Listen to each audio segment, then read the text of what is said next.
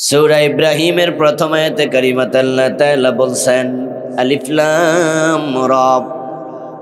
এই শব্দের অর্থ জানেন একমাত্র আল্লাহ।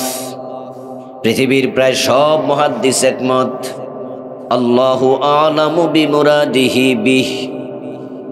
এজন্য আমরা এই আয়াতে কারিমার ব্যাখ্যার পিছনে লাগব না, আমরাও ছেড়ে দেব আলিফ লাম মিম, হামিম, ইয়াসিন, তাহা, আলিফ লাম রা এই জাতীয় শব্দ আরো আছে। কোরআন মাজিদের 29টি সূরার সম্মুখে এই জাতীয় শব্দ আছে, হরফ আছে, হরুফুল মুকাত্তাআত। এগুলোর ব্যাখ্যা আমরা জানতে চাইব না, এগুলো আয়াতুল মুতাশাবিহাত। তা আমিও জানতে চাইলাম না, বলতে চাইলাম না, বলবো না, জানতে চাইব না, আল্লাহর কাছে ন্যস্ত করলাম। এগুলোর অর্থ ভালো জানেন কে? আল্লাহ। এবার পরের অংশ, কিতাবুন আনজালনাহু ইলাইক, আই হাদা কিতাব, এটা এমন একটি কিতাব হে নবী মুহাম্মদ সাল্লাল্লাহু আলাইহি ওয়াসাল্লাম, আমি আল্লাহ আপনার উপর নাজিল করেছি, আপনার কাছে নাজিল করেছি। এই শব্দ দিয়ে বোঝা যায় কোরআন রাসূল বানান নাই, কোরআন নাজিল করেছেন কে? আল্লাহ। তো মক্কার যে মানুষগুলো বলেছে কোরআন নাকি রাসূলুল্লাহর বানানো বই, বানানো কিতাব, এই বাক্যে আল্লাহ প্রতিবাদ করলেন এটা ঠিক না, বরং এটা আমি আল্লাহ নাজিল করেছি। তাহলে আমরা নিশ্চিত হলাম কোরআন আল্লাহর নাজিল করা কিতাব। সূরা বাকারা শুরুতে একই কথা বলেছেন, যালিকাল কিতাব লা রাইবা ফি, উহা এমন একটি কিতাব যাতে সন্দেহ নাই। এই বাক্য দিয়েও বোঝা যায় এটা রাসূল বানায় নাই, এটা মানুষের কালাম না। কারণ দুনিয়ার কোনো মানুষ তার লেখা বইতে সন্দেহ নাই, ভুল নাই, এমন দাবি করার মতো ক্ষমতা নাই। কারণ মানুষ ভুলের ঊর্ধ্বে নয়। আপনি যত বড় মানুষ হন, যত পণ্ডিত হন, আপনার উপরও পণ্ডিত পৃথিবীতে ফাওকা কুল্লি যী ইলমিন আলিম, জ্ঞানীর উপরে জ্ঞানী আছে। তাই আপনি যা ঠিক মনে করেন, আপনার সে বড় পণ্ডিতের কাছে ঠিকের মাঝেও ভুল থাকতে পারে। তাই পৃথিবীর কোন লেখক কোনোদিন দাবি করেনি তার বই নির্ভুল, বরং সব লেখক ভূমিকাতে লেখে ভুল হতে পারে, কারণ নজরে পড়লে আমারে জানাইয়েন, আমি এটা পরবর্তী সংস্করণে সংশোধন করব, জানালে ধন্যবাদ দেব, কৃতজ্ঞ থাকব। কারণ প্রত্যেক মানুষ জানে তার সীমাবদ্ধতা আছে, কিন্তু আমার আল্লাহ বলে লা রাইবা ফি, ভুল দূরের কথা, এর মাঝে সন্দেহের কোনো অবকাশ। কিতাবুন আনজালনাহু ইলাইক, ও প্রিয় নবী, আমি আপনার উপরে কিতাব নাজিল করেছি। কেন করেছেন? সূরা বাকারা শুরুতে বলছেন হুদাল লিল মুত্তাকিন, আর এই আয়াতের মাঝে বললেন লিতুখরিজান নাসা মিনাজ যুলুমাতি ইলান নূর। শব্দ দুই রকম, উদ্দেশ্য একটাই। যারা মুত্তাকি হতে চায়, আমি এই কিতাব তাদের জন্য হেদায়াতকারী বানাইয়া পাঠাইছি। এই কিতাব তাদেরকে মুত্তাকি বানাবে, হেদায়াতের পথ দেখাবে, জান্নাতের রাস্তা দেখাবে। লিতুখরিজান নাসা মিনাজ যুলুমাতি ইলান নূর, ও প্রিয় নবী, অন্ধকারে ডুবে থাকা, গোমরাহিতে ডুবে থাকা মানুষগুলোকে আপনি কোরআনের মাধ্যমে আলোর পথ দেখাবেন, এজন্যই আমি কোরআন পাঠাইছি।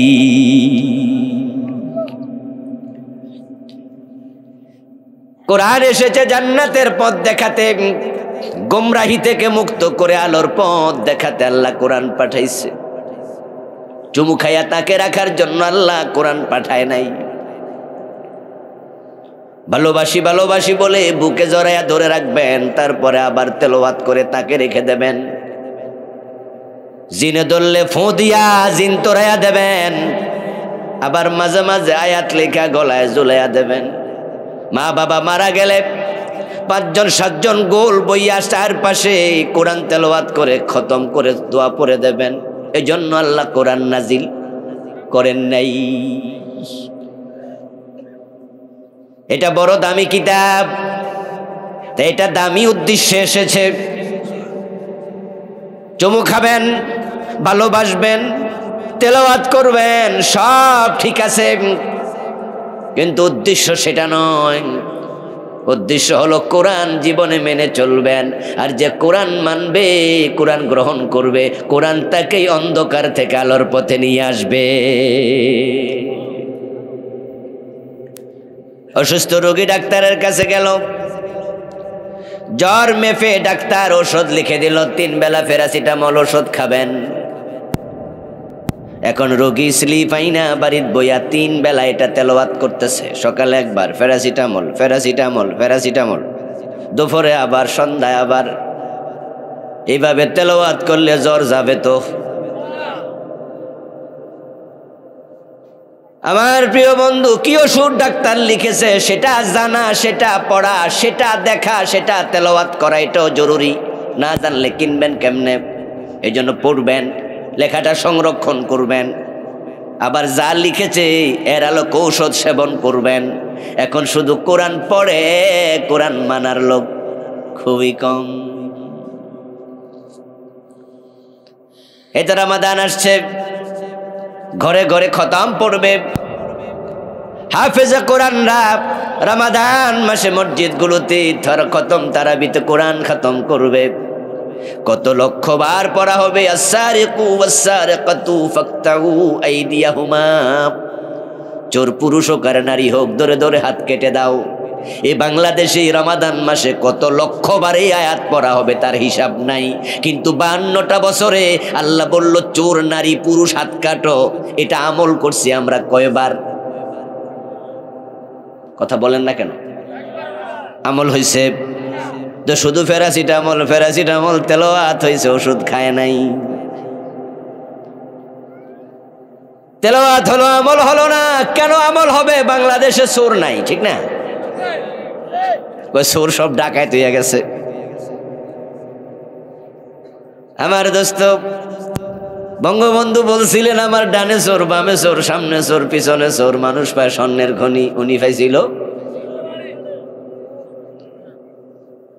এই চোরদের কারণে তো সোনার বাংলা হতে পারে নাই। রাস্তাঘাটের চামড়া উঠে যায় 6 মাসের ব্যবধানে। ব্রিজের কাজ শেষ করার আগে ব্রিজ ভেঙে পড়ে, রড ব্যবহার না করে রডের জায়গায় বাঁশ ঢুকাইয়া দেয়। এমন আছে না নাই? সব টাকা লোপাট করছে, চুরি করছে। দেশের টাকা চুরি করে কানাডায় বেগম পাড়া বানাচ্ছে। এই চুরি বন্ধ হয় নাই।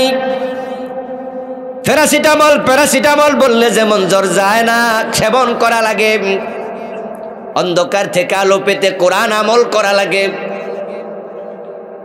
যদি বাংলাদেশটাকে চোর ধরে হাত কেটে এই আয়াতের আমল চালু করা যেত 52 বছর আগ থেকে, সত্যি এই 52 বছরে মালয়েশিয়ার চেয়ে আরো উন্নত হতো, সত্যি সোনার বাংলা হয়ে যেত।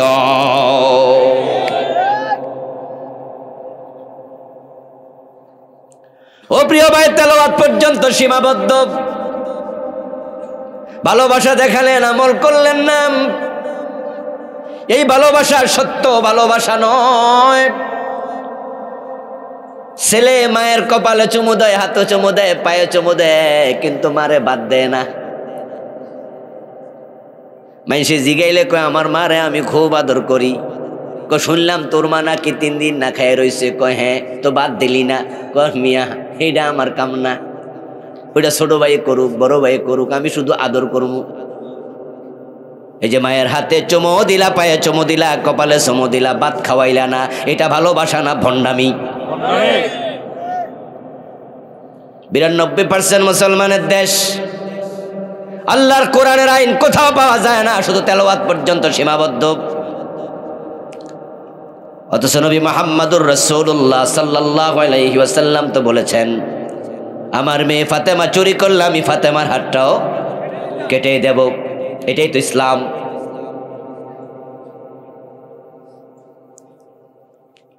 মুসলমানের কাজ ছিল ইয়াকুলু সামি'না ওয়া আতা'না। মুসলমান তো শুধু বলবে শুনলাম আর মানলাম।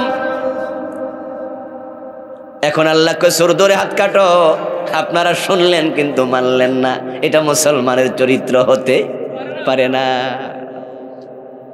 ইয়াকুলু সামি'না ওয়া আতা'না।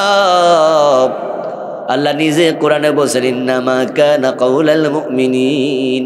মুমিনদের এটাই তো কথা হবে, মুমিনদের একটাই তো বক্তব্য হবে, শুনলাম আর মানলাম। শুনতে দেরি, মানতে দেরি করবে না।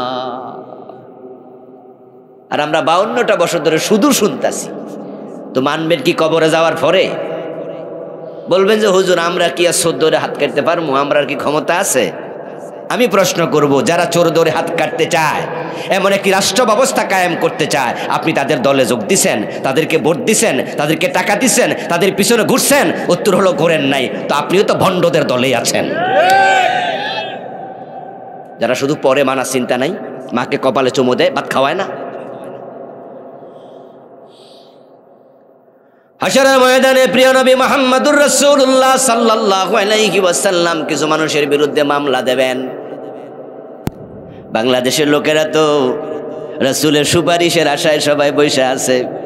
আমল যতই কম থাকুক, শাফাতের আশা আছে বেশি, ওই ক্ষেত্রে ফার্স্ট।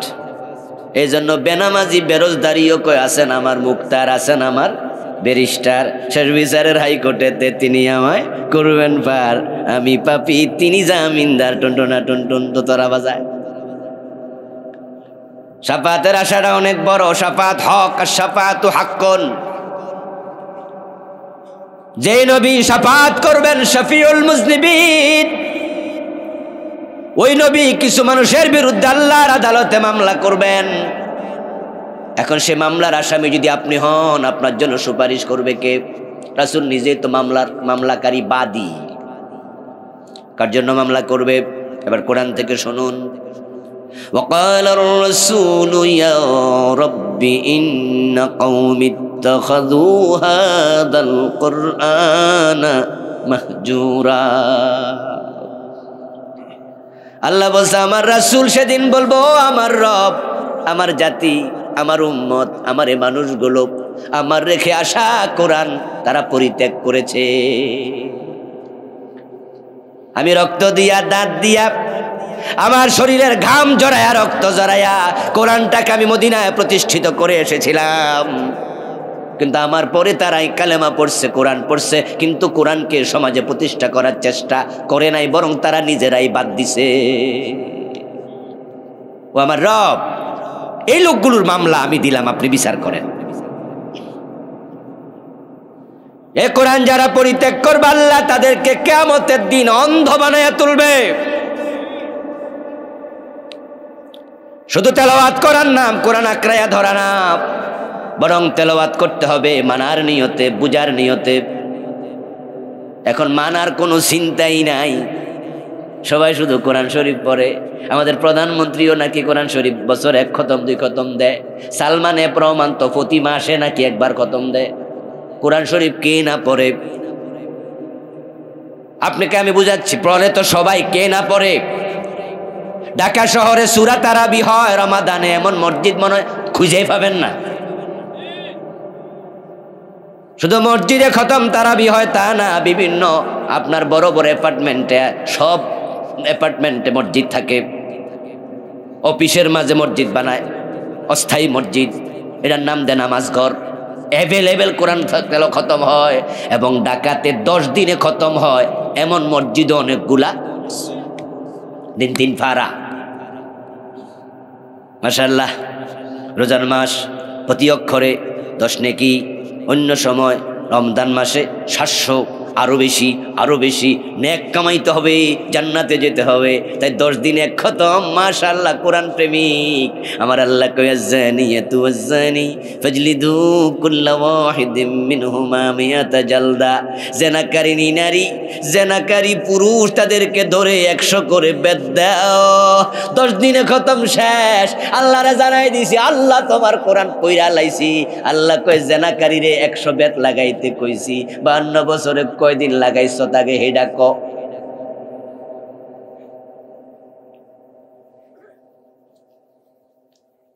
এই 52টা বছরে কোনো প্রেসিডেন্ট হিন্দু হয় নাই, কোনো প্রধানমন্ত্রী বৌদ্ধ হয় নাই, কোনো আইন মন্ত্রী খ্রিস্টান হয় নাই, সবাই মুসলমান। কিন্তু 52 বছরে কোরআনের আইন দিয়ে দেশটা কয়দিন চালাইছেন চিন্তাও নাই। তো কোরআন শুধু তেলাওয়াতের জন্য আল্লাহ পাঠাইছে।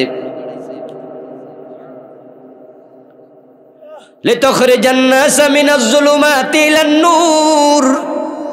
ও প্রিয় নবী, কোরআন দিয়ে আপনি অন্ধকার থেকে মানুষকে আলোর পথে আপনি বের করে নিয়ে আসবেন, এজন্য কোরআন পাঠাইছি। আল্লাহর হাবিবের কাছে কোরআন যেদিন যেই যখন নাজিল হয়, যে যুগে যে সময়ে, ওই যুগের নামে ছিল অন্ধকার যুগ, আইয়ামে জাহিলিয়া। চারদিক অন্ধকার আর অন্ধকার, ডানে বামে সামনে পিছে। প্রিয় নবীজি তাকায়া দেখেন সমাজের সবগুলা মানুষ আপাদ মস্তক অন্ধকারে ডুবে আছে। চুরি ডাকাতি, রাহাজানি, ছিনতাই, খুন, অপহরণ, ধর্ষণ, মদপান, ইভেন আল্লাহর ঘরের ভিতরে বাহিরে 360 মূর্তি। ইব্রাহিম আলাইহিস সালাম যে ঘরটাকে তাওহীদের ঘর বানাইছে, এ মক্কার জালেমগুলো এটাকে শিরকের ঘরে রূপান্তরিত করে দিছে। আপনি কি ভাবতে পারেন আল্লাহর ঘরের ভিতরে তারা মূর্তি ঢুকাইয়া পূজা করতেছে? কোথায় গিয়েছিল তারা আল্লাহর ঘরের ভিতরে? আচ্ছা, আমাদের বাংলাদেশে মসজিদ, আলহামদুলিল্লাহ গ্রামে মসজিদ আছে, এখানেও কি মসজিদ হবে নাকি শুনলাম? আচ্ছা, ভিত্তিপত্র স্থাপন হয়ে গেছে অলরেডি। মাশাআল্লাহ, আল্লাহ তুমি সহজ করো, কবুল করো, বলেন আমিন। আল্লাহ যারা এই ঘর বানাচ্ছে তাদের জন্য জান্নাতে ঘর বানাইয়া দিও, বলেন আমিন। হ্যাঁ, মান বানা লিল্লাহি মাসজিদান বানাল্লাহু লাহু বাইতান ফিল জান্নাহ। আমার বন্ধু, আপনাদের এলাকায় যে মসজিদ আছে, বলুন তো এলাকার কোন হিন্দু যদি তার দুর্গা দেবীটা আমাদের মসজিদের ভিতরে মেহরাবের উপরে বসায়া রাখে, আর আমরা চোখে দেখি, আমরা তার কি মাথা ফাড়াইলাম না? যেগুলো চুপ করে আছেন এগুলো চুপ করে থাকবেন নাকি? বেনামাজি পর্যন্ত লাঠি লইয়া দৌড় মারবো। বেনামাজি যে নামাজ কালাম পড়ে না, হেও সহ্য করবো না, বলবো কি মসজিদের ভিতরে কেডারে দেবী আনছে, প্রয়োজনে শহীদ হয়ে যাবো। আর আল্লাহর ঘরের ভিতরে বাহিরে 360টা দেব দেবী। আপনি ভাবতে পারেন তার আল্লাহর ঘরকে কোথায় নামাইছিল? নাফাক বানায় দিছিল। ছেলে মেয়ে মা বাবা সবাই একসাথে বসে মদ পান করত। কন্যা সন্তান জন্ম নেওয়ার অপরাধ, মেয়ে হলে জন্মিল কেন? মেয়ে হয়ে জন্ম নেওয়ার কারণে বাবা জীবিত মেয়েটাকে মাটির নিচে কবর দিয়ে দিত। ওয়াইদাল মাউদাতু সুইলাত বিআইয়ি যামবিন কুতিলাত, জীবিত কবর দিত। সুন্দরী যুবতী নিজের বাড়ি থেকে যদি কয়েক মাইল দূরে কোনো আত্মীয়ের বাড়িতে বেড়াতে যেত, প্রতিমধ্যে কয়েকবার ধর্ষিতা হতো। ইজ্জত কেড়ে নিত, গায়ের গহরা লুট করে নিত, এবং তার কোলে যদি শিশু বাচ্চা থাকতো, বাচ্চাটাকে কোল থেকে কেড়ে নিয়ে বাজারে দাস বানাইয়া বিক্রি করে দিত। ইজ্জতের নিরাপত্তা নাই, সম্পদের নিরাপত্তা নাই, নিজের কোলের শিশু সন্তানের নিরাপত্তা নাই। জগৎটা তো নিচে গেছে, এত নিচে নেমেছে, হয়তো তার নিচে নামার কোনো জায়গা অবশিষ্ট আর ছিলই না। এই যে ধর্ষিতা হতো, বোনেরা ইজ্জত নষ্ট করত, তার বাবা চোখের পানি ছেড়ে দিয়ে কাঁদত। কিন্তু বিচার পাওয়া দূরের কথা, ওই সমাজে বিচার চাওয়ার জায়গাটাও ছিল না। কার কাছে বিচার চাইবেন? হে তো আরেক দর্শনকারী। রাসূলুল্লাহ সাল্লাল্লাহু আলাইহি ওয়াসাল্লামের বয়স 17। তাগড়া যুবক আব্দুল্লাহর ছেলে মুহাম্মদ সাল্লাল্লাহু আলাইহি ওয়াসাল্লাম দেখলেন পুরা সমাজটা অন্ধকারে তলিয়ে গেছে। তিনি মাথা তুলে দাঁড়িয়ে গেলেন, একটা সমাজকে এভাবে অন্ধকারে ডুবে যেতে দেয়া যায় না, এটাকে টেনে তুলতে হবে, আলোর পথে আনতে হবে। কিন্তু এত বড় জগদ্দল পাথর একা সরাবেন কেমনে? এজন্য সম্মিলিত চেষ্টা লাগবে। তাই 17 বছর বয়সে সমবয়সী যুবকদেরকে নিয়ে একটা সংগঠন বানালেন, নাম দিলেন হেল্পফুল ফুজুল। সংঘবদ্ধ প্রচেষ্টা লাগবে, একা একা হবে না। এই যে আজকে বাংলাদেশে কোরআনের বিধান নাই, কেউ আইন মানে না, কোরআনের চলছে 52টা বছর ব্রিটিশ আইনে। ব্রিটিশরা বলেছে চোর ধরে জেলে দাও, আল্লাহ বলেছে চোর ধরে হাত কেটে দাও। কথা ছিল আল্লাহর আইন মানবেন, মানতেছেন ব্রিটিশ আইন। আল্লাহ বলেছে জেনা করলে পাথর মারো, অবিবাহিত হলে বেত মারো। ব্রিটিশরা বলেছে না, তাকে জেলে দাও। আর মিউচুয়াল জেনা যদি হয়, মিউচুয়াল সেক্স হয়, অভিযোগ না করে কোনো বিচার করা লাগবে না, সেই আইনেই চলছে। আল্লাহ রাসূল বলছে মদ পান করলে 80 বেত দিতে হবে। ফারুক আজম ওমর নিজের সন্তানকেও রেহাই দেন নাই।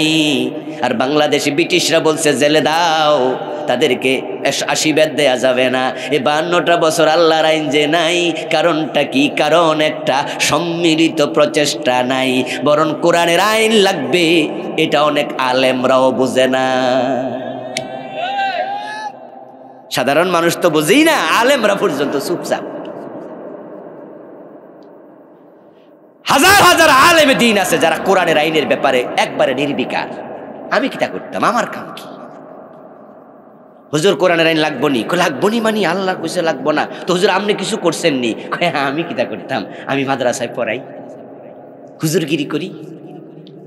ক্লাসের মাঝে উনি কিতাবুল জেহাদ, কিতাবুল মাগাজি পড়াইতে যাইয়া জামা খুলে লাগবো, এত জেহাদের জজবা, রাস্তায় নামে না। আমি মসজিদের খতিব, আমি পীর সাহেব, খানকার পীর। আল্লাহর দিন লাগবে এটা তিনিও বলে, কিন্তু ভূমিকা কি? ও দোস্ত আমার, বাড়ি বানাতে হবে। কয় জি। আপনি কি সিদ্ধান্ত নিয়েছেন? কয় হ্যাঁ।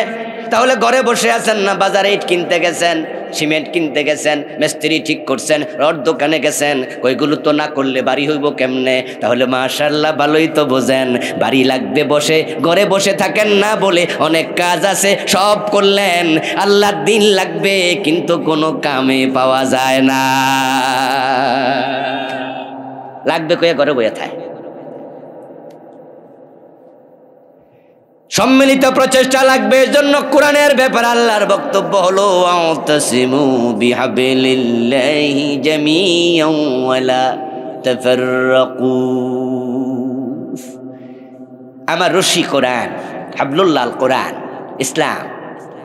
তোমরা আমার কোরআনকে, সব মুসলমান তোমরা যারা 92% আছো না, তোমরা 92% যারা আছো সবাই মিলে একসাথে আমার কোরআনকে আঁকড়াইয়া ধরো। বলেন তো 92% মুসলমান আমরা সবাই যদি বলতাম যে আল্লাহর কোরআনের আইন থাকতে ব্রিটিশ আইনের দরকার নাই, ডাস্টবিনে ফেলে দাও, তাহলে বাংলাদেশে 8% কাফের, তারা কি কোরআনের বাহিরে চলার সাহস করত?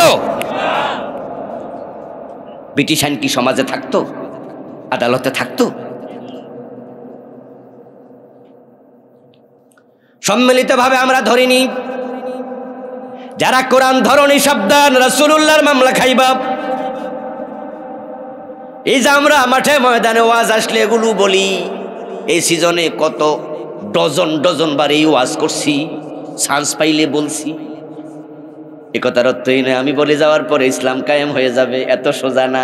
এরপরও বলতেছি একটা কারণে, হাসরের ময়দানে আমি মামলার আসামি যেন না হই, আমি যেন বলতে পারি আল্লাহ এই কোরআনের কথা আমি বলেছি, নিজে শিখেছি, নিজে বুঝেছি, সেটা সমাজে যেন বাস্তবায়ন করা যায়। এজন্য আন্দোলন করেছি, মাহফিলে বলেছি, মিছিল মিটিং করছি, বই কাগজ লিখছি। তুমি দেখো আমার আমলনামা, আমারে দয়া করে মাফ করে দাও।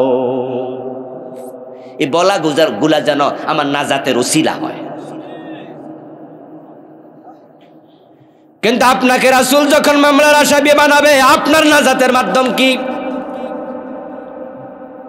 এই যে 52টা বছর কোরআন আপনারা ছেড়ে দিয়ে চলছেন ব্রিটিশ আইনের সাথে তাল মিলাইয়া, আল্লাহ আপনাদের সবগুলাকে যারা ওদের সাথে তাল মিলাইছেন হাসরের ময়দানে অন্ধ বানাইয়া তুলবে। আজকে চোখ আছে, সেদিন চোখ থাকবে না। আল্লাহর বক্তব্য, মান আরাদা আন যিকরি ফাইন্না লাহু মাঈশাতান দানকা ওয়া নাহশুরুহু ইয়াওমাল কিয়ামাতি আ'মা। নাউযুবিল্লাহ পড়েন। আল্লাহ তাআলা বলছেন, যারা আমার জিকির আমার কোরআন থেকে মুখ ফিরিয়ে নিল,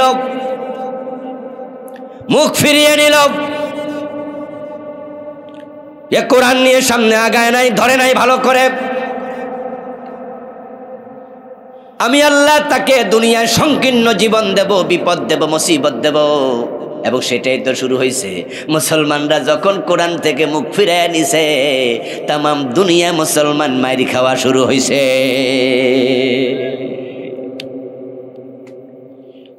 আর যখন মুসলমানরা কোরআনওয়ালা ছিল, তামাম দুনিয়ায় বিজয় সম্মান তাদের পায়ে চুমু দিয়েছে। অর্ধ পৃথিবী আমাদের হাতের মুঠোয় ছিল। রোম আমরা শাসন করেছি, পারস্য আমরা শাসন করেছি,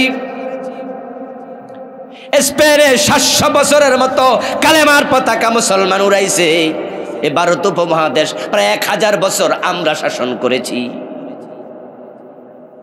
আর এখন Bosnia, Chechnya, Somalia, Kashmir, Algeria, ফিলিস্তিন, মায়ানমার, গুজরাট, তাকায়া দেখো সব জায়গায় মুসলমান যেখানে মারি খান সেখানে গত 4 মাস ধরে ফিলিস্তিনকে তারা কবরস্থান, গোরস্থান বানাইয়া ছেড়ে দিছে।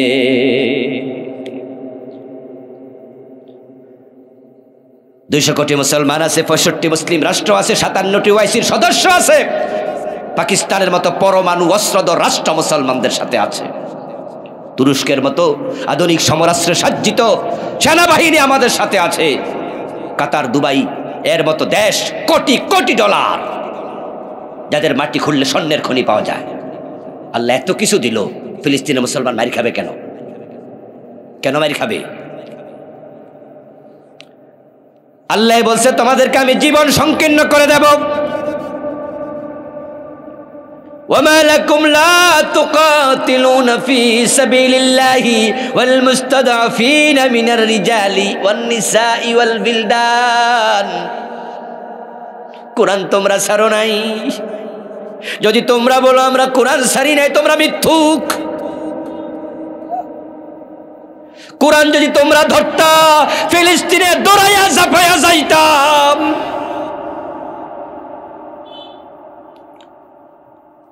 আরব বিশ্ব ফিলিস্তিনের মুসলমানের চিৎকার তারা নিজের ঘরে বসে কানে শুনতে পায়। চারিদিকে মুসলমান রাষ্ট্র। ওই 65 মুসলিম রাষ্ট্র কি ভূমিকা রাখলা তোমরা? আল্লাহ বলছে, তোমাদের কি হলো? ওই অসহায় আবাল বৃদ্ধ বনিতা, ছোট ছোট বাচ্চাগুলো কেমনে মরে তোমরা কি দেখো না? তাদের সাহায্যের জন্য তোমরা কেন লড়াইয়ে নামছো না? ওমা লাকুম লা তুকাতিলুন।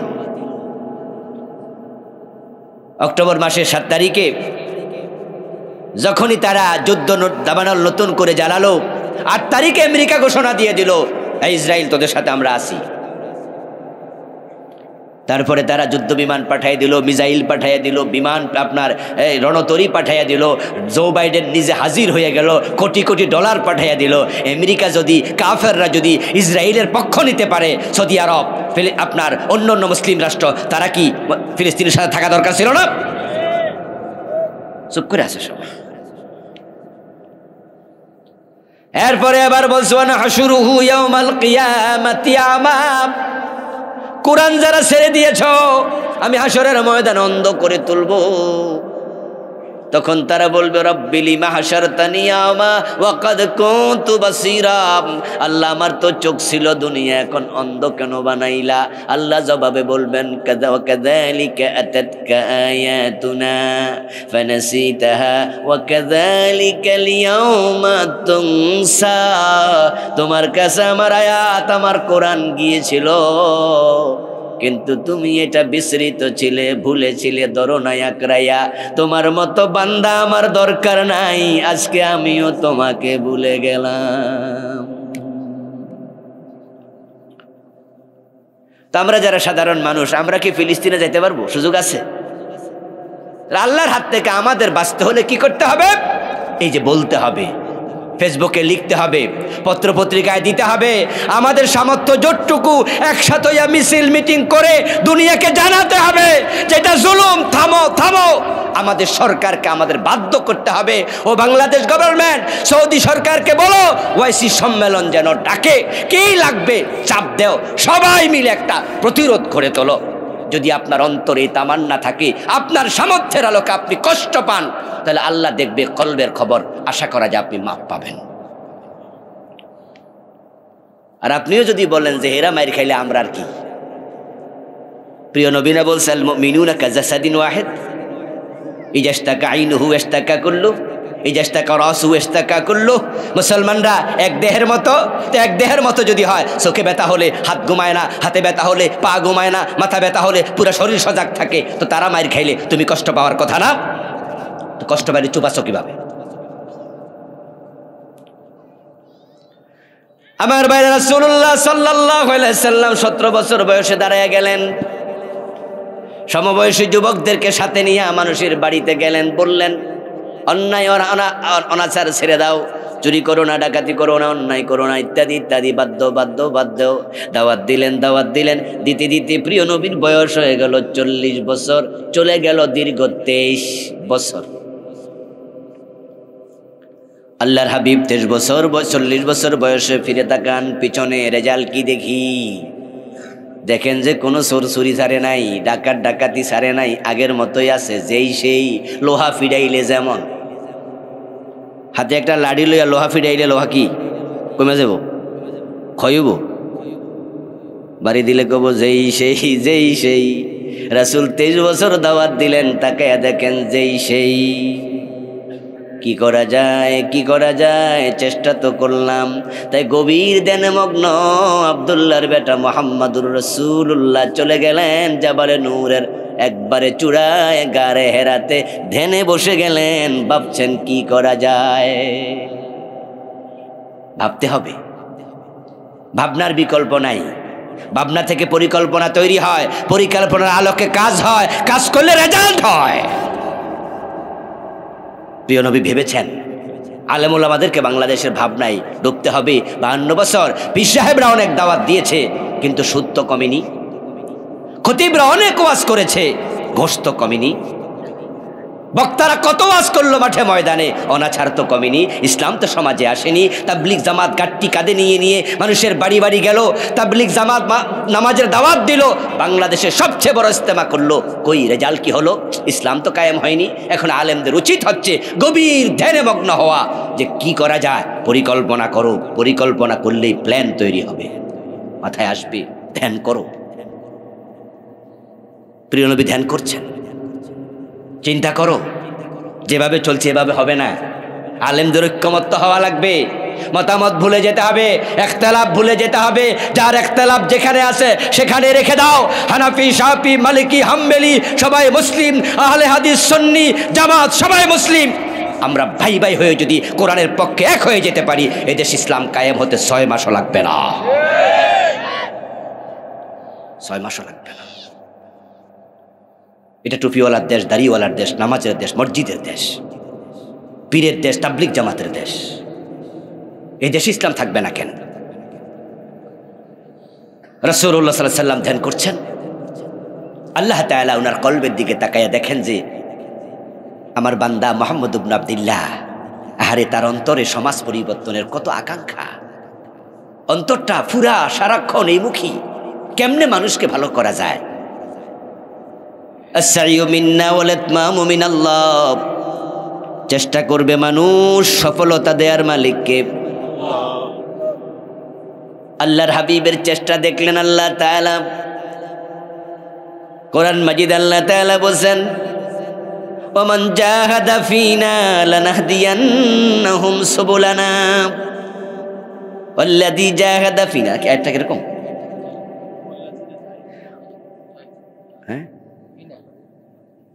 জাহাদু জাহাদু ওয়াল্লাযীনা জাহাদু ফীনা লানাহদিয়ান্নাহুম সুবুলানা। একটু কনফিউজ, তাই জ্বালাই করে নিলাম। বাংলা অর্থ হলো, আমি আল্লাহর পথে যারা চলতে বদ্ধপরিকর হয়, আমি আল্লাহ নিজ থেকে তাদেরকে সে পথে চলা সহজ করে দেই। ইন তানসুরুল্লাহ ইয়ানসুরকুম, তোমরা আগে আগাও, পা বাড়াও, আমি আল্লাহ তখন সাহায্য পাঠাইয়া দেব। আরে আগে তো আগাতে হবে কোরআন নিয়া। প্রিয় নবীজি যখন ধ্যানে বসে গেলেন, জিবরিল আমিন এসে গেল। ইকরা বিসমি রাব্বিকাল্লাযী খালাক, পড়ো পড়ো তোমার রবের নামে।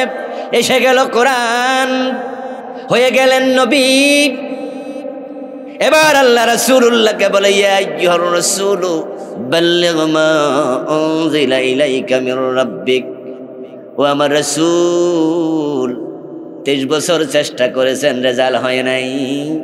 এবার কোরআন এসেছে, আপনি মানুষের কাছে এবার কোরআনের দাওয়াত পৌঁছায়া দেন। বাল্লিগ মা উনজিলা ইলাইকা মির রাব্বিকা, আপনার রবের পক্ষ থেকে যেটা আসছে এটার মেসেজ এবার দেন। মুহাম্মাদুর রাসূলুল্লাহ সাল্লাল্লাহু আলাইহি ওয়াসাল্লাম কোরআন নিয়ে দাঁড়ায় গেলেন। কে আছো? কে আছো? আল্লাহর কোরআন গ্রহণ করবে, আমি নবী, আমার মেসেজ গ্রহণ করবে, কে আছো? আবু বকর হাত তোলা দিয়া দিল, আমি আছি। 1 নাম্বার মুসলিম। মা খাদিজা বলে, আমিও আপনার সাথে আছি, নারীদের মাঝে প্রথম মুসলিম। গোলাম জায়েদ হাত তোলা দিয়া বলো, আমিও আছি, বালকদের মাঝে প্রথম মুসলিম। হযরত আলী রাজি হয়ে গেলেন, ওসমান, এভাবে আস্তে আস্তে করে 1.25 লক্ষ সাহাবী তৈরি হয়ে গেল। আইয়াকুলু সামি'না ওয়া আতা'না, সবার একটাই মন, একটাই চিন্তা, আমার আল্লাহ আমার রাসূল যা বলে শুনতে দেরি, মানতে আর দেরি নাই। মানতে শুরু করলো। দাওয়াত দিতে দিতে প্রিয় নবীর বয়স হয়ে গেল 63। চেষ্টা শুরু হলো 17 বছর বয়সে, 40 পর্যন্ত চেষ্টা হলো 23। আবার 40 থেকে নতুন চেষ্টা শুরু, এখন বয়স 63, আবারও গেল 23, আগেও 23, পরেও 23। কি চমৎকার কম্বিনেশন, দারুণ মিল। প্রথম 23 বছরে জিরো, পরিবর্তন হয়নি। আমার আল্লাহকে কোরআন দিলাম, লিতুখরিজান নাসা মিনাজ জুলুমাত, অন্ধকারে ডুবে আছে মানুষগুলো, এবার কোরআন দিয়ে আলোর পথ দেখাও, অন্ধকার থেকে বের করো। এই আয়াত প্রমাণ করে 23 বছরের রেজাল্ট হয় না, সব অন্ধকারে ছিল। আল্লাহর হাবিব ইন্তেকালের আগেই বলে গেলেন, খায়রুল কুরুনি করনি, তোমরা যারা আমার যুগের নাম দিয়েছো জাহেলিয়াতের যুগ, এখন আর সেটা বলা যাবে না। এমন পরিবর্তন হলো, আমার যুগ হয়ে গেল পৃথিবীর সর্বশ্রেষ্ঠ যুগ। প্রথম 23 বছরে জিরু, পরে 23 বছরে ফলে ফুলে সুশোভিত তামাম দুনিয়ার সর্বশ্রেষ্ঠ হিরু। কারণ তো একটা, প্রথম 23 বছরে কোরআন ছিল না, পরবর্তী 23 বছরে কোরআন আছে না নাই। এখন তিনি ওহির বাহিরে কোনো কথা আর বলে না। মা ইয়াতিকু আনিল হাওয়া ইন হুয়া ইল্লা ওয়াহিয়ুন ইউহা। ও মুসলমান, কোরআন এসেছে, সমাজ পরিবর্তন হয়ে গেছে। এই কোরআনের কাছে দৌড়াও, কোরআনের কাছে যাও, অন্ধকার আর থাকবে না। এখন পরিবারে অন্ধকার, ব্যক্তি জীবনে অন্ধকার, গ্রামে গঞ্জে অন্ধকার। তাকায়া ভালো করে দেখো, আমাদের বাংলাদেশটা অন্ধকারে ডুবে আছে। যারা ভালো মানুষ তারা অনেকে নিজের ঘরেও ঘুমাইতে পারে না।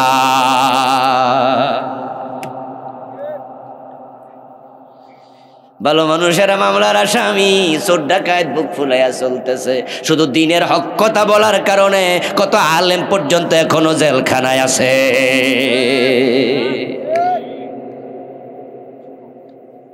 এই অন্ধকার থেকে দেশটাকে যদি বাঁচাতে চাও কোরআনের কাছে যাও। ব্যক্তি জীবনের অন্ধকার হলো কবিরা গুনাহ, আর কবিরা গুনাহ যদি আপনি গণতে শুরু করেন সেটা হবে শিরিক দিয়া শুরু, কুফর দিয়া শুরু। কোরআনের কাছে যারা যায় নাই তারা শিরিক এবং কুফরে লিপ্ত আছে। এই জন্য দেখবেন যারা হেদায়েতের জন্য কোরআনের কাছে গেছে তারা মাজারে সেজদা দেয় না, আর যারা কোরআন থেকে হেদায়েত নেয় নাই পীরের কাছে গেছে হেদায়েতের জন্য, কোরআন ছাইরা দিয়া ভণ্ড পীরের হাতে পইরা ঈমান আমল সব বরবাদ করে দিয়েছে। আমার ভাইয়েরা যারা পকেটের টাকা খরচ করে হিল ট্যাক্সে মেজবান্ডার দরবারে যায়, ওরা কেউ কি জাহান্নামে যাওয়ার নিয়তে গেছে আজ পর্যন্ত শুনছেন? ওরাও হেদায়েতের জন্য গেছে। যারা নিজের পকেটের টাকা খরচ করে দেওয়ানবাগে মতিঝিলে যায়, তারা কেউ কি জাহান্নামে যাওয়ার চিন্তা নিয়ে পীরের কাছে একদিন গেছে? না, আমাদের হুজুর ভালো মানুষ, ওনার কাছে গেছে। যারা আটরশি দরবারে যায়, গরু ছাগল লইয়া যায়, বৌজি লইয়া যায়, নিজের ফোলা মাইয়া লইয়া যায়, শত শত টাকা খরচ করে ফরিদপুরে, কেউ কি দোজকে যাওয়ার চিন্তা নিছে মাথায়? না, জান্নাত, হুজুরের কাছে জান্নাত পামু, হুজুর আমারে জান্নাতের পথ দিবে, হুজুর আমার হেদায়েতের রাস্তা দেবে, হুজুরকে ভালোবাসলে আল্লাহরে পাইয়া যামু, রাসূলরে পাইয়া যামু, চিন্তাটা ভালো। কিন্তু আমার প্রশ্ন হলো, সেই লোকগুলো সমস্ত দরবারে যাচ্ছে, ওই লোকগুলা কি কোরআনের কাছে আদৌ ভালো কইরা গেছে? কথা ছিল পীরের কাছে যাওয়ার আগে কোরআনের কাছে যাও। কারণ বাংলাদেশে কি ফিরদের মাঝে ভণ্ড ফির, হক্কানি ফির দুই গ্রুপ আছে না সব হক্কানি? চুপ করে থাকলে তো হবে না। বাংলাদেশে যত ফির আছে সব কি হক্কানি? দুই চারজন ভণ্ড আছে না নাই? ভণ্ড কি পার্সেন্টেজ দুই চারজন না আরো বেশি? আপনাদের থেকে শুনবো হক্কানি ফির নাসি বেশি না ভণ্ড ফির বেশি? ইয়েস, এটাই সত্য। কারণ বাংলাদেশে এমন ফিরও আছে যে ফির নিজে পর্দা করে না, এমন ফিরও আছে যে ফির জুমার নামাজ পর্যন্ত পড়ে না, আর পায়ে সেজদা নেই, এমন ফিরের তো অভাবই নাই। মানিকগঞ্জে গেলে দেখবেন ঘরে ঘরে ফির। আমার প্রিয় ভাইয়েরা, আপনি পীরের কাছে আগে গেলেন, কোরআনের কাছে গেলেন না, তাহলে কে হক্কানি কে বেহক্কানি, কে ভালো কে বন্ড আপনি চিনবেন কেমনে? কিন্তু আগে যদি আপনি কোরআনের বিসমিল্লাহর বা থেকে মিনাল জিন্নাতি ওয়ান নাসের সিন পর্যন্ত একটা বার বাংলা অর্থ সহ পড়ে ফেলতেন, আপনার সময় লাগতো ৩-৪ বছর মাত্র। ৩-৪ বছরে ৫ আয়াত করে পড়লো শেষ হয়ে যাবে পুরা কোরআন। তাহলে আপনি পীরের কাছে যাওয়ার পরে দেখলেন এই পীর মহিলা মুরিদ করে, ও ফ্যান পর্দা করে না, তখন কোরআনের আয়াত আপনাকে বলে দেবে।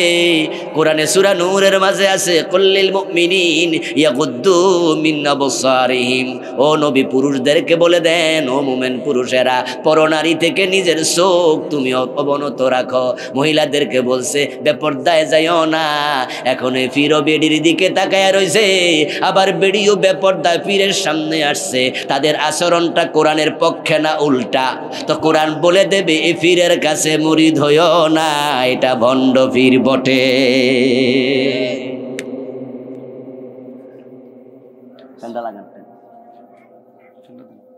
কোরআনের কাছে আপনি যদি যেতেন তাহলে কোরআন আপনাকে বলতো, ওয়াকাদা রাব্বুকা আল্লা তা'বুদু ইল্লা ইয়্যাহ, তোমার রবের ফয়সালা আল্লাহ ছাড়া কারো ইবাদত করা যাবে না। আর ইবাদতের মাঝে না ঈমানের পরে সেরা ইবাদত হলো সালাত, নামাজ, আর নামাজের মাঝে সবচেয়ে দামি অঙ্গ হলো সাজদা। এখন আপনার কোরআন আপনাকে বলতো যে পীর মুরিদের সেজদা নেয়, এটা কোরআন বিরোধী পীর, এর কাছে মুরিদ হওয়া যাবে না। কিন্তু কোরআনের কাছে না যাইয়া পীরের কাছে গেছ, তখন বন্ড পীরের হাতে পইরা তুমি মুশরিক হওয়ার সম্ভাবনাও আছে। এই জন্য ব্যক্তি জীবনকে আলোকিত করতে চান, কোরআনের কাছে যান। আমাদের সমাজে শিরক এখন বন্যার পানির মতো ঢুকেছে, অথচ কোনো ব্যক্তি যদি শিরকের উপর মারা যায় তার জন্য আল্লাহর জান্নাত আল্লাহ নিজে হারাম করে। ওমান ইউশরিক বিল্লাহি ফাকাদ হারামাল্লাহু আলাইহিল জান্নাহ। আল্লাহ তাআলা বলছেন যে আল্লাহর সাথে শিরক করে মারা যাবে, আল্লাহ নিজে তার জন্য জান্নাতকে হারাম বানাইয়া দেবে। শিরকের উপর মারা গেলে কোনো দিন জান্নাত পাবেন না। ইন্নাল্লাহা লা ইয়াগফিরু আইয়ুশরাকা বিহি ওয়া ইয়াগফিরু মা দুনা যালিকা লিমান ইয়াশা। শিরক ছাড়া অন্য গুনাহ ক্ষমার আশা আছে। 100 গ্যালন মদ খাইয়া মরছেন, 100 বার জেনা করছেন, 100 জন খুন করেছেন, আমল নামায় শিরিক নাই, হতে পারে আল্লাহ চাইলে ক্ষমা করবেন। কিন্তু একটা শিরিক নিয়ে মরছেন, আল্লাহ বলে শিরক আমি ক্ষমা করব না। ইন্না শিরকা লা যুলমুন আযীম। অথচ বাংলাদেশের পরতে পরতে ঘরে ঘরে শিরক এখন দুর্বাঘাসের মতো উঠেছে। এ নিয়ে আমি বই লিখেছি আরো 5-6 বছর আগে, ছোট্ট একটা বই। আমার লিখা মোট 7টা বই আছে আলহামদুলিল্লাহ। এটার নাম দিছি আমি প্রচলিত শিরক ও তা থেকে বাঁচার উপায়। এর মাঝে আমি 29টা লিখছি যেগুলো আমার চোখে বাংলাদেশে আমি দেখেছি। তো হবে কি রেজাল্ট? কোরআনের কাছে যাননি তো অনেকে, হাদিস পড়েননি। আপনারা এখানে আছেন, আমার সামনে আছেন অনেকে যারা আল্লাহর কোরআনটা বিসমিল্লাহর বা থেকে মিনাল জিন্নাতি ওয়ান নাসের সিন পর্যন্ত একবার অর্থ সহ পড়েন নাই, এমন অনেকে আছেন। আলহামদুলিল্লাহ হুজুর, আমরা যারা আছি আমরা তো তাফসীর সহ পড়ছি বারে বার 1-2টা তাফসীর, কত তাফসীর পড়েছি আমরা আলহামদুলিল্লাহ, 15-20টা তাফসীর। তা আপনি শুধু অর্থ সহ পড়লেন না। অথচ যদি আপনারা আমি প্রশ্ন করি আবু বকরের সাথে জান্নাতে যাইতে যে কে কে রাজি আছেন, 2 হাত তুলে খাড়ায় থাকবেন। ওমরের সাথে জামুমানি হুজুর, তো আপনি ওমরের চরিত্র ভিতরে নিলেন না, আবু বকরের আমল নিলেন না, আবু বকরের সাথে জান্নাত এত মাগনা। আমার দোস্ত, আল্লাহর কোরআন আপনি না পড়ার কারণে, রাসূলুল্লাহর হাদিস না পড়ার কারণে আপনার ভিতরে শিরিক ঢুকে গেছে। কারণ কোনটা যে শিরিক আপনি জানলেন না। এবার আপনাদের কাছে একটু জবাব চাইবো, যারা বোঝেন তারা একটু বলুন তো দেখি, না যাই না বিষ খাইলে মানুষ কি মরে না? তো না বুঝা শিরিক করলে বুঝি ইমান নষ্ট হবে না? হবেই। সামনে যাই আপনি বলবেন যে আল্লাহ ঘটনা কি, আমার যে আমল নামা পুরা খালি, কিচ্ছু নাই, সব জিরো। আমি তো 5 ওয়াক্ত নামাজ পড়ছি, আমি তো রমাদানে রোজা রেখেছি, আমি কড়াই গন্ডা হিসাব করে আল্লাহ যাকাত আদায় করছি, 3 বার হজ করছি, 5 বার উমরা করছি, আল্লাহ সওয়াব কই? আল্লাহ বলবে জিরো জিরো। ওয়ালা ওয়াশরাকু লাহাবিতা আনহুম মা কানু ইয়ামালুন। আমি কোরআনে বলেছি যদি তারা শিরিক করে, যা আমল করেছে সব জিরো করে দেব আমি। লাকাদ ওয়াহিয়া ইলাইকা ওয়া ইলাল্লাযীনা মিন ক্বাবলিকা লাইন আশরাকতা লায়াহবাতান্না আমালুক ওয়া লাতাকুনান্না মিনাল খাসিরিন। এই শিরিক করছো কেন তুমি? আপনি সেদিন হয়তো বলবেন আল্লাহ শিরিক আমি করেছি, ওয়াল্লাহি রাব্বিনা মা কুন্না মুশরিকিন, কোরআনের আয়াত। লোকজন বলবে আল্লাহ তোমার কসম শিরিক করি নাই। কস কি রে? আমি আল্লাহ বলছি তোরে জিরো বানায় দিছি শিরকের কারণে, আর তুই বলিস কি আমার কসম কইরা? আমার কসম ওয়াল্লাহি রাব্বিনা, রব তোমার কসম, মা কুন্না মুশরিকিন, শিরিক করি নাই। এই এত বড় মিছা কথা কেমনে কস? আচ্ছা, আমরা দুনিয়া যা করেছি আমল নামায় সব কি রেকর্ড আছে না কিছু বাদ গেছে? কুল্লা শাইইন আহসাইনাহু কিতাবা, সব লেখা আছে, সব। ওমান ইয়ামাল মিসকালা যাররাতিন খায়রান ইয়ারা যাররাতিন শাররান ইয়ারা, সব এভরিথিং। ওয়া কুল্লা ইনসানিন আলজামনাহু তায়রাহু ফি উনুকিহি, সব লেখা আছে। ক্যামেরা একটা গর্দানের ভিতরে আল্লাহ সিসি ক্যামেরা ঢুকাইয়া টিপ মাইরা দিছে, মৃত্যু পর্যন্ত মা ইয়ালফিজু মিন কাউলিন ইল্লা লাদাইহি রাকিবুন আতীদ, সব এভরিথিং, এভরিহোয়ার, এভরি মোমেন্ট, হারাকাত সুকুনাত সব রেকর্ড, কিচ্ছু বাদ নাই। আল্লাহ তাআলা গর্দান থেকে টান মেরে দেখাবে, দেখ তুই নামাজ পড়ছ, তোর দাবি কিন্তু ঠিক, তুই যে হজ করেছিস সেটাও ঠিক, তবে অমুক পীরের মাজারে যাইয়া যে সেজদা মারছত এটাও আমল নামায় আছে, দেখ দেখ। বান্দা সেদিন বলবে আল্লাহ সেজদা করেছি পীর সাহেবকে, ঠিক আছে তো, কিন্তু পীর সাহেব তো কইছে এটা সেজদায়ে তাজিমি, উনি তো কইছে ফিরেরে সেজদা দিলে অসুবিধা নাই, আদমকে ফেরেশতারা সেজদা দিছে, ওই দলিল দিয়ে আমারে বুঝাইছিল। আল্লাহ আমার কি শিরিক হয়ে গেছে? আমি তো বুঝি নাই। ওয়ালাউ আন্না লানা কাররাতান ফানাকুনা মিনাল মুমিনিন, ও আমার রব আমি আজকে ধরা খাইয়া বুঝছি এটা শিরিক, মাজারের কাছে যায় সরাসরি চায়, ছেলে চায়, মেয়ে চায়, টাকা চায়, চাকরি চায়, এমন কিছু মুরিদ বাংলাদেশে আছে না নাই? অথচ সন্তান দেয়ার মালিক কে? ইয়াহাবু লিমান ইয়াশাউ ইনাসা ওয়া ইয়াহাবু লিমান ইয়াশাউ যুকুরা আও ইউযাব্বিজুহুম যুকরানা ওয়া ইনাসা ওয়া ইয়াজআলু মান ইয়াশাউ আকিমা। তিনি ছেলে দেন, তিনি মেয়ে দেন, তিনি ছেলে মেয়ে দুটি দেন, তিনি যাকে চান একটাও দেন না। তাই চাইলে তার কাছে চাও, অথচ মাজারে যাইয়া বাবা আমার একটা ছেলে দাও, মেয়ে দাও। তুই তো মুশরিক, তুই কেন মাজারে চাইলি? তোর সব জিরু। জাহেল আলেমরা পর্যন্ত এদেশে শিরিক প্রচার করছে, সাধারণ মানুষের কথা কি বলবো? মাহফিলে লাখো শ্রোতার সামনে আলেম গান গায়, আল্লাহর ধন রাসূলকে দিয়া আল্লাহ গেছে গায়ে বইয়া, রাসূলের ধন খাজা লইয়া শুইয়া আসে আজমিরে, কেউ ফিরে না খালি হাতে, খাজা তোমার দরবারে। আলেম যদি এই গান গায় তাহলে সাধারণ মানুষের কথা কি বলবো? আল্লাহর ধন রাসূলরে দিচ্ছে, তোর এই কথা কইল কেডা? কে বললো এই কথা?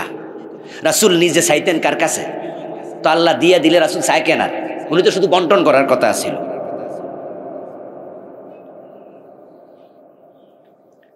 আল্লাহ বলছে কুল্লা কুলু লাকুম ইনদি খাযাইনুল্লাহ। আমরা বলেছি যেই বক্তাই জাতীয় গান গাইছে, শ্রোতারা শুনছে, যারা বলছে, যারা শুনছে, বিশ্বাস করলে সবাই কাফের, সবাই মুশরিক। কারণ কোরআনের একবারে উল্টা। আল্লাহ কো প্রিয় নবী, আপনি উম্মতকে বলে দেন আমি এ দাবি করি না আমার কাছে আল্লাহর ভান্ডার আছে, বরং ভান্ডার আল্লাহটা আল্লাহর কাছে। তাই রাজ্জাক কার নাম? তো আল্লাহর ভান্ডার রাসূল রে দিলে আল্লাহ রাজ্জাক থাকে কেমনে? আচ্ছা, রাসূলের কাছে যদি আল্লাহর ভান্ডার চলে আইতো তাহলে রাসূল তো উম্মতরে বলতো যে আমার কাছে চাও, কিন্তু রাসূল কোনোদিন বলছে যে আমার কাছে চাও, নাকি বলছে আল্লাহর কাছে চাও? ইজা সাআলতুম ফাসআল, ইজা সাআলতা ফাসআলিল্লাহ, ইজা ইসতাআনতা ফাসতাইন বিল্লাহ। আরে বক্তা কইলো জাতিরে কোনা আল্লাহটা আল্লাহ রাসূলকে দিয়ে দিস। আচ্ছা, এরপরে কি হইলো? রাসূলের আবার রাসূলের কাছে নাই, এটা খাজা বাবারে দিয়ে দিস। আল্লাহর ধন রাসূলকে দিয়ে আল্লাহ গেছে গায়ে বইয়া, রাসূলের ধন খাজা লইয়া শুইয়া আছে আজমিরে। তাহলে এখন যদি রাসূলের ধন আল্লাহর কাছ থেকে রাসূলের কাছে, রাসূলের কাছ থেকে খাজা বাবার কাছে, তাহলে এখন আজমিরে যাওয়াই লাগে। ঠিকানা মিকানা ধরাই দিল। ঠিক আমাদের বাংলাদেশের কিছু লোক পাসপোর্টে ভিসা লাগাইয়া আজমিরে যায় ছেলে মেয়ে চায়, চাকরি বাকরি চায়, এমন কিছু বোকা আছে না নাই? ওই যে হুজুর ঠিকানা ধরাই দিছে, ওখানে আছে। আবার বলছে কেউ ফিরে না খালি হাতে, হিয়ানে গেলে আর আমনে খালি হাতে। আমার বন্ধু শিরিক ঘরে ঘরে ঢুকে গেল। এই বইটা নিবেন, আমার স্টেজে কিছু বই আছে, ঘরে ঘরে থাকা উচিত। কারণ যদি শিরকের ভিতর আপনি থাকেন, উপায় নাই, উপায় নাই। ঠাকুর মশাই আসে, মুসলমানের সন্তান হস্তরেখা দেখায়। বাংলাদেশের পত্রিকায় মাঝে মাঝে দেখবেন, ইত্তেফাক পত্রিকা, বিশেষ করে ইত্তেফাক, আরো কিছু পত্রিকা আছে, অর্ধেক ফেজ রাশিফল। এরকম দেখছেন কি? কি নাম? রাশিফল। দেখবেন সেখানে লেখা আছে কুম্ভ রাশি, তুলা রাশি, কন্যা রাশি, মর্কট রাশি, কর্কট রাশি। এবং সেখানে আবার বিস্তারিত ব্যাখ্যা আছে, যাদের তুলা রাশি তাদের আগামী সপ্তাহ ভালো যাবে। ইন্না লিল্লাহি ওয়া ইন্না ইলাইহি রাজিউন। আগামী 1 সেকেন্ড পরে কি হবে আল্লাহ ছাড়া কেউ জানে? আর ওই বেটা পত্রিকায় লিখে দিছে আগামী 1 সপ্তাহের খবর অলরেডি কয়ে দিছে। আর বাংলাদেশের লোকেরা রাশিফল বিশ্বাস করে।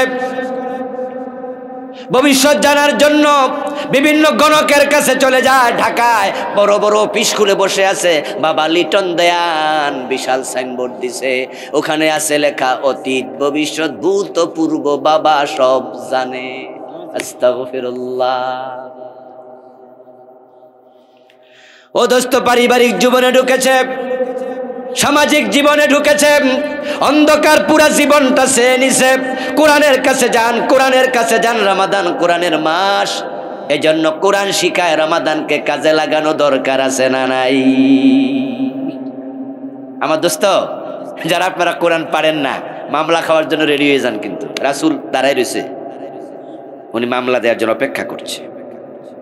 এ কোরআন প্রচার করতে যায় কাঁচা দাঁত ভেঙেছে, কাঁচা দাঁত দিয়েছে। রাসূলের দাঁত ভাঙ্গার কাহিনী শুনলে চোখের পানি ছাইরা দিয়া কান্দেন, অথচ এই কোরআন প্রচার করতে গিয়ে দাঁত দিছে, সে কোরআনটাই পড়লেন না। মায়ের কপালে চুমু খায়, ভাত খাওয়ায় না, এটার নাম ভণ্ডামি, ভালোবাসা না। যে কোরআনের কথা বলতে গিয়ে তায়েফের মাঠে রক্ত পুরা দাও, একটা পশমের জায়গা ছিল না যেখানে রক্ত লাগে নাই।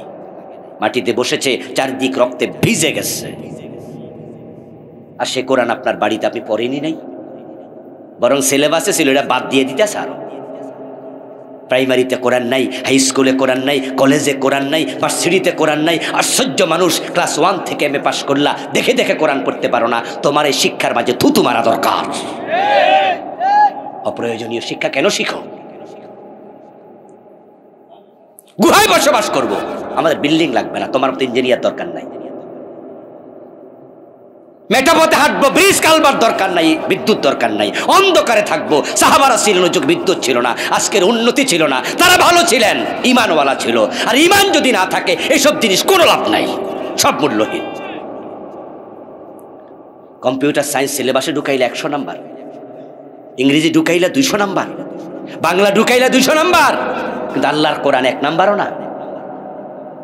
কেন তোমাদের কাছে কোরআন এত অপ্রয়োজনীয় হলো কেন? চাইলে কি ক্লাস 1-এ কায়দা ঢুকানো যায় না? মুসলমান চুপ করে থাকলে কেমন হবে? সরকার চাইলে, রাষ্ট্র চাইলে সম্ভব কিনা? ক্লাস 1-এ কায়দা ঢুকিয়ে দাও, বাচ্চারা আলিফ বাতা শিখবে, সরু সরেয়া শিখবে, ইংরেজি অঙ্ক শিখবে। আমরা তো এগুলোর বিরোধী না। আমি নিজেও তো জেনারেল লাইনেও তো লেখাপড়া করে পিএইচডি করেছি। একথার অর্থই না আমি ইউনিভার্সিটিকে নেগলেক্ট করছি। আমি বুঝাচ্ছি, যেখানে ইসলামী শিক্ষা থাকবে না, নৈতিক শিক্ষা থাকবে না, ওই শিক্ষা তোমাকে মানুষ বানাবে না। ইংরেজ পণ্ডিত স্ট্যানলে হাল এই কথাই বলেছিলেন, if you teach your children 3 arts and you leave 4th art, you will be get 5th art, and that is rascality. তোমার সন্তানকে তুমি 3টা আর শিখালে, রিডিং, রাইটিং অ্যান্ড অ্যারিথমেটিক, লেখা পড়া, বিজ্ঞান ভূগোল সব শিখালে, you leave 4th art, religion. তুমি 4 নাম্বার আর ধর্ম, এটা বাদ দিছ, ইসলাম বাদ দিয়েছ, কোরআন হাদিস বাদ দিয়েছ। অপেক্ষা করো, you will be get 5th art, that is rascality. তোমার সন্তান ইসলামী শিক্ষা বিবর্জিত অবস্থায় বড় জ্ঞানী হবে, পণ্ডিত হবে, শিক্ষিত হবে। যত বড় শিক্ষিত হবে, কোরআন হাদিস বাদ দিয়া তত বড় বদমাশ হবে।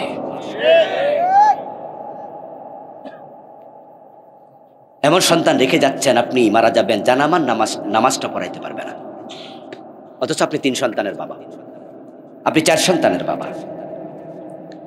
আমাদের বাংলাদেশের বর্তমান প্রভাবশালী মন্ত্রী ওবায়দুল কাদের দলের সেক্রেটারি জেনারেল, কিন্তু আল্লাহ তাকে একটি সন্তান দেয়নি, আর আপনাকে 4টা দিয়েছে, আপনি রিক্সাওয়ালা। তাহলে এই ক্ষেত্রে করুণা ওবায়দুল কাদেরের চেয়ে আল্লাহর করুণা আপনার উপরে কম না বেশি? আপনি মুদি দোকানদার, আপনি কিন্তু ছোট চাকরিওয়ালা, ওপরে রাষ্ট্র ক্ষমতা দিয়েছে কিন্তু সন্তান দেয়নি, আর আল্লাহ আপনাকে 4টা সন্তানের বাপ বানাইছে। নিয়ামতের শুকরিয়া হিসাবে কোরআন শেখানো দরকার না?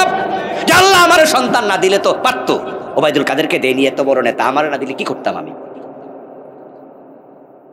বাবা অহংকার করে, গর্ব করে, হুজুর হ্যাঁ আমার ছেলে একটা এবার এই হয়েছে, কি মেডিকেলে টিকছে, ইঞ্জিনিয়ার হয়ে গেছে, ব্যারিস্টার হয়ে গেছে, ভালো ভালো, ডাক্তার লাগবে, না হয় আমরা চিকিৎসা করাবো কার কাছে, ইঞ্জিনিয়ার হোক, কারণ আমরা তো ব্রিজ কালভার্ট দিয়ে পার হওয়া লাগবে, ব্রিজ কালভার্ট না হলে ডাকাতে আইতাম কেমন আমি তাড়াতাড়ি, মেঘনা ব্রিজও তো লাগবে।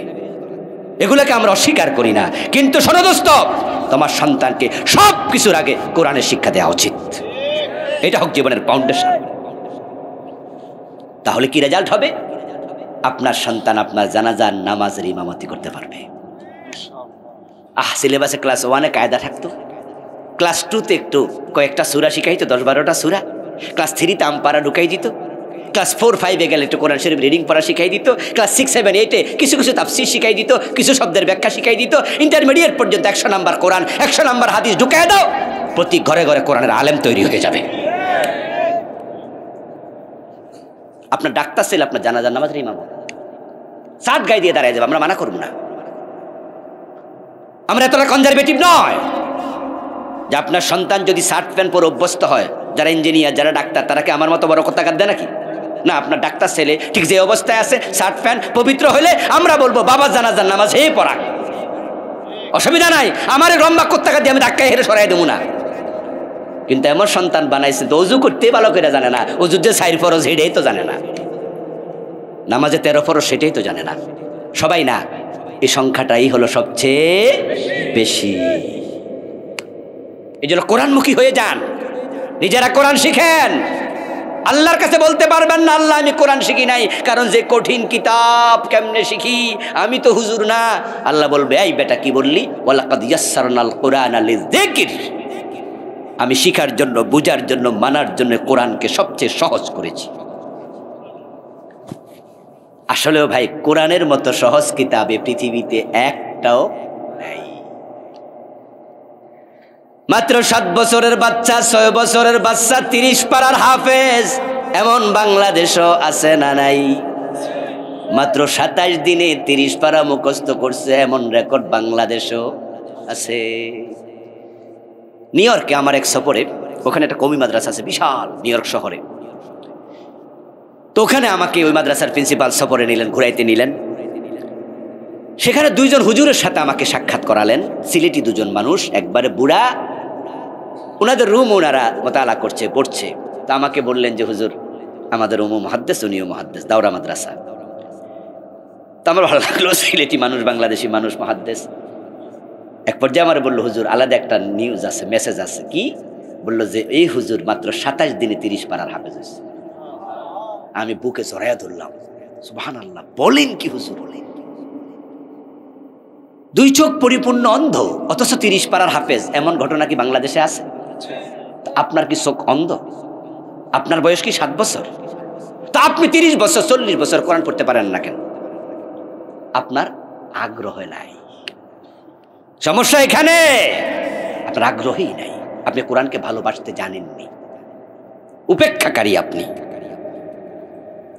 আমাদের সন্তানদেরকে আমরা কোরআন শিখাই, আপনি কেন শিখাবেন না আপনার সন্তানকে? আলেমের সন্তানরা সবাই কোরআন পারে, কিন্তু আপনার সন্তান পারবে না কেন? আপনাদের বাড়ির পাশে হাই স্কুল আছে? এই গ্রামে কি আছে? আছে। হাই স্কুল শিক্ষক যদি 15 জন থাকে, একজন যদি মাওলানা হয়, খবর নিয়ে দেখবেন ওই মাওলানার বাচ্চা যে কয়জন আছে সবাই কোরআন শরীফ পারে। আর বাকি 14 জনের খবর নেন, হয়তো 10 জনের পারবে, 4 জনের পারবে না, 4 জনের পারবে, 10 জনের পারবে না। আমরা আলেমরা জানি যে কোরআন শিখাটা নফল ব্যাপার নয়, এটা ফরজ। তালাবুল ইলমি ফরিদা আলা কুল্লি মুসলিম, শিখতে হবে আপনার। একবার সহজ কিতাব, সহজ কিতাব। আর এর সাথে লেগে যান না দোস্ত, আল্লাহ কেমনে আপনার সম্মান বাড়াবে কল্পনা করতে পারবেন না। কি পরিমাণ দাম বাড়াইয়া দেবে, কি পরিমাণ দাম বাড়াইয়া দেবে। 4 দিক থেকে ভালোবাসা আসবে, 4 দিক থেকে। এই কোরআন শিখতে সকালবেলা রওনা দেবেন, আল্লাহর ফেরেশতাদেরকে আল্লাহ বলবে ইন্নাল মালাইকা লাতাদউ ওয়াজনিহাতাহা রিদাল লিতালিবিল ইলম, ও ফেরেশতারা আমার বান্দা কোরআন শিখতে মাদ্রাসা যাচ্ছে, মক্তবে যাচ্ছে, মাহফিলে যাচ্ছে, মসজিদে যাচ্ছে, আমি বলছি তার পায়ের নিচে পাখা বিছায়া দে। আপনাকে বরণ করবে ফেরেশতারা পাখা বিছায়া পায়ের তলায়। আল মাহিরু বিল কুরআনি মা'আস সাফারাতিল কিরামিল বারারা والذي يقرأ القرآن ويتتعتع فيه وهو عليه شاق له أجران। আর যে কোরআন শিখে পণ্ডিত হয়ে যাবে, কোরআনের মুফাসসির হয়ে যাবে, মুফতি হয়ে যাবে, মুহাদ্দিস হয়ে যাবে, কোরআনের ব্যাখ্যা জানবে, আমল করবে, আমার রাসূল বলেন তার সম্মান আল্লাহ এতটাই বাড়ায়া দেবে, আল্লাহর নৈকট্যপ্রাপ্ত ফেরেশতাদের সম্মানের মতো সে দামি হয়ে যাবে, ও পরিমাণ সম্মান পেয়ে যাবে। আর যারা আছে বুড়া মানুষ, চোখে দেখে না, কানে শোনে না, তাদের ব্যাপারে প্রিয় নবী বলছেন কোরআন ছেড়ো না, বয়স হয়ে গেছে, বুড়া বয়সে বুঝছো। আবুল কালাম আজাদ বাশার ওয়াজ করছে, আহারে এই ওয়াজটা যদি যৌবনকালে শুনতাম তাহলে আমি তো কোরআন পড়তাম, এখন তো আমি চোখে কম দেখি, আমার উপায় কি? আমি তো কানে কম শুনি, আমার তো দাঁত পড়ে গেছে, হা বলতে পারি না, খ বলতে পারি না, হুজুর কয় কফ, আমি তো পারি না, এখন আমি কি করব? রাসূল আপনার জন্য আরো সুসংবাদ দিয়ে বলছে ওয়াতাতাউ ফীহি, কোরআন পড়তে গিয়ে যে কষ্ট পায় সাধারণ পাঠকের তুলনায় আল্লাহ তাকে সওয়াব দেবে দ্বিগুণ। আপনার জন্য স্পেশাল অফার। এরপরে কোরআন পড়তে পড়তে মরে যান, শিখতে শিখতে মরে যান। ফাবাইনাহু ওয়া বাইনান নাবিয়্যিনা দারাজাতুন ওয়াহিদা। কোরআন পড়তে পড়তে শিখতে শিখতে ইলম অর্জন করবে, আল্লাহর দ্বীনকে জীবিত করার জন্য এই চিন্তা নিয়ে মানার নিয়তে শিখবে, মরে গেলে নবীদের পাশের জান্নাত আল্লাহ দিয়ে দেবে। এই জন্য আসুন প্রিয় ভাইয়ের, আজকের এই মাহফিলের আলোচনাগুলো আমরা কাজে লাগাই। এক এক হুজুর এক এক ওয়াজ করছে বিভিন্ন বিভিন্ন সাবজেক্টে, যে যা বলেছে আমরা হক কথাগুলোকে আমল করব। জানার অনেক হয়েছে, এখন মানা দরকার। আমরা হারাম ছেড়ে দেব, ফরজগুলো আঁকড়িয়ে ধরব, কোরআনের আলোকে জীবন গঠন করব, সমাজ গঠন করব, আল কোরআনের রাষ্ট্র তৈরি করব ইনশাআল্লাহ। আমরা ঐক্যবদ্ধ হয়ে যাই। আল্লাহ তৌফিক দান করুন, আমিন।